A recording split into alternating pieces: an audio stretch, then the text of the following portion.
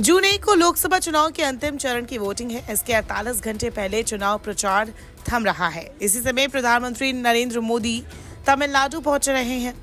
यहां स्थित Vivekananda rock memorial पर प्रधानमंत्री मोदी साधना में लीन होंगे। 45 घंटे के प्रवास के लिए सुरक्षा के कड़े बंदोबस्त किए गए हैं। तमिलनाडु में सत्तारूढ़ द्रविड़ मुनेत्र कड़गम यानी कि डीएमके ने प्रधानमंत्री के आध्यात्मिक प्रवास की अनुमति देने के खिलाफ जिलाधिकारी के समक्ष याचिका भी दायर कर दी है। इसमें उन्होंने चुनाव प्रचार संहिता लागू होने और पर्यटन सीजन का हवाला दिया है। बता दें कि देश के दक्षिणी छोर पर स्थित इस जिले में 2000 पुलिसकर्मी तैनात रहेंगे और अलग अलग सुरक्षा एजेंसियां प्रधानमंत्री के कार्यक्रम के दौरान कड़ी निगरानी रखेंगी। 5 साल पहले उन्होंने 2019 के चुनाव प्रचार के अभियान के बाद केदारनाथ गुफा में ध्यान लगाया था। भारतीय जनता पार्टी के नेताओं ने बताया कि मोदी 30 मई को लोकसभा चुनाव के प्रचार समाप्त होने के बाद ध्यान मंडपम में शाम से लेकर 1 जून की शाम तक ध्यान लगाएंगे। ऐसा माना जाता है कि इसी स्थान पर आध्यात्मिक विभूति विवेकानंद को भारत माता के बारे में दिव्य दृष्टि प्राप्त हुई थी। मोदी के दौरे के मद्देनजर सुरक्षा बढ़ा दी गई है। इस दौरान rock memorial, boat jetty, helipad और कन्याकुमारी में राज्य के अतिथि गृह का निरीक्षण किया गया।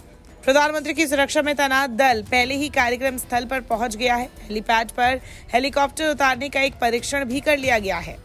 जानकारी के मुताबिक प्रधानमंत्री ध्यान लगाने के लिए करीब 45 घंटे रुकेंगे। तो तटीय सुरक्षा समूह, भारतीय तट रक्षक बल और भारतीय नौसेना समुद्री सीमाओं पर निगरानी रखेगी। बीजेपी पदाधिकारियों ने कहा है कि प्रधानमंत्री मोदी ने अपने आध्यात्मिक प्रवास के लिए कन्याकुमारी को इसलिए चुना क्योंकि वो देश में विवेकानंद की दृष्टिकोण को साकार करना चाहते हैं। बीजेपी के पदाधिकारियों से मिली जानकारी के मुताबिक जिस स्थान पर प्रधानमंत्री ध्यान लगाएंगे उसका विवेकानंद के जीवन पर बड़ा प्रभाव था। उन्होंने कहा कि देश भर में घूमने के बाद विवेकानंद यही पहुंचे थे और यहां उन्होंने 3 दिनों तक ध्यान लगाया था और एक विकसित भारत का सपना देखा था। तमिलनाडु की यात्रा राज्य के प्रति प्रधानमंत्री की गहरी प्रतिबद्धता और स्नेह को भी दर्शाता है कि चुनाव समाप्त होने के बाद भी वो राज्य का दौरा कर रहे हैं।